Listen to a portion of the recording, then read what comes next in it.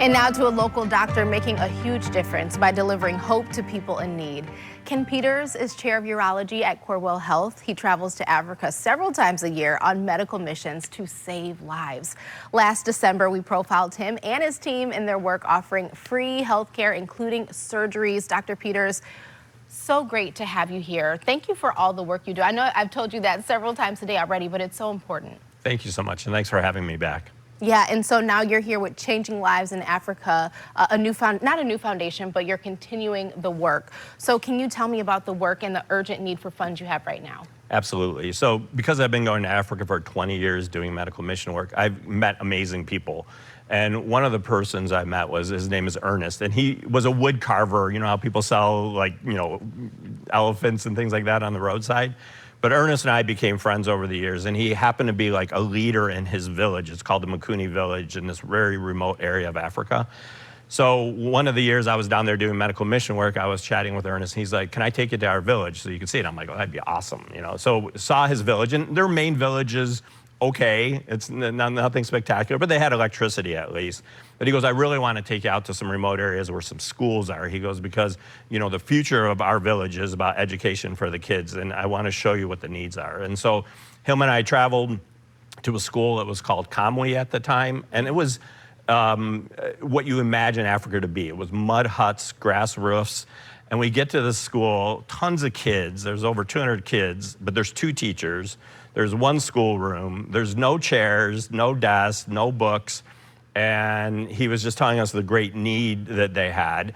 And the first thing I did is I went and got them desks. I got them chairs. I actually met with somebody who built them out of wood they cut down. Incredible. And then ordered books. And that kind of started this whole process in trying to support the schools in these remote villages. Yeah, what's been the biggest hurdle you've encountered so far? Well, I mean, there's a lot of hurdles in Africa. And I think for a lot of people, they're hesitant to give funds for things in Africa because you're not really sure where they go. And on my side, what's changed is that I have Ernest there, who I trust with my life. We created a foundation together there, and his passion for these children is amazing. And so really it comes down to money because I have boots on the ground there where he knows the needs. He'll put together, this is what we need to do for this particular school. This is what it's gonna cost. Yes, we need to put a borehole in so they have water instead of scooping it out of a river. And this is a timeline we can do it under. And I, partnered with Growing Hearts of Africa, and they're in New Jersey, and happens to be one of my old residents I trained. His family has developed this foundation. Very full circle. It's an amazing circle, and it was because of his experience in Africa that gave, that family the passion to do it. And they've been very supportive of us in trying to get these schools done. The great thing is I get to go, twice every year, see the progress, know that what's being said should be done is done. Yeah. And it really kind of gives everyone faith that we need to work harder to raise money to do more because in the end, this is what is really needed for these young kids. Yeah, I mean, you hit the nail on the head.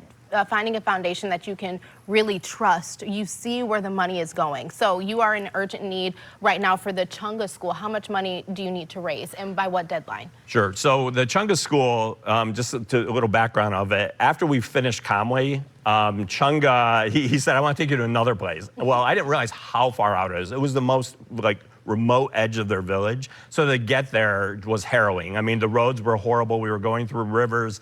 It was very difficult to get there. And when we got there, it is a place I've never been before because they really have no access to get out of their village, and they're pretty much ignored. And we met with the elders in the village because literally they had a mud hut for a school, and all these children that are amazing kids.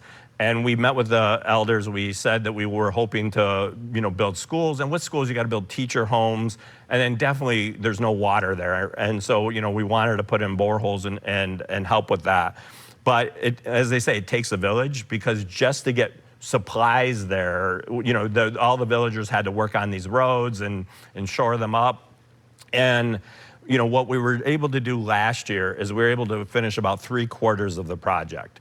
And we were able to put a borehole in. They got fresh water. We went from a mud hut to 3 school homes. We built 2 teachers' homes. Wow. But there's a school, a preschool area that's about 15 minutes from there that was part of our plan. But we fell short about $35,000 to finish that.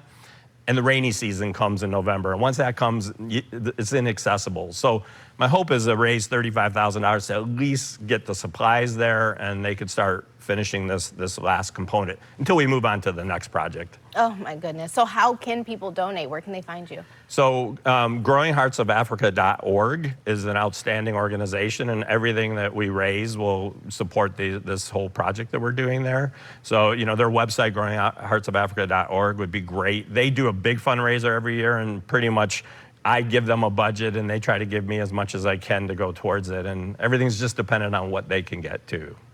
Can you talk about the joy Yes. of seeing children? Because that's what I hear about. My dad has been on mission trips there as well, and despite circumstances, there's an underlying joy. So can you talk about seeing the schools being built, and even the joy you have being able to put that together? Yeah, I mean, Africa's my happy moment in my life. Just starting this medical mission stuff, it was like a harrowing thing for me. I'd never been to Africa before, I'd never done anything like that, and see the positive impact it's had on patients in the communities, been incredible. But now going to the schools and actually meeting the children afterwards, seeing their family, and I mean, they're so excited when we get there. They're usually like singing and dancing for us. It's an incredible feeling, and you know, I really feel that being able to make that difference for them is going to change their future, because right now they need more than they have, and this is whenever I go, I come back a better person, and I think to myself, I can't wait to go back again. Oh my goodness, that is so incredible. Thank you again Thank for being you so here. much. Thank you for the work you do and letting us all have the opportunity to give to such an amazing mission. So remember, $35,000 is needed to finish that school project before the rainy season begins, and we want to make sure that we get that done. We'll be right back after the break.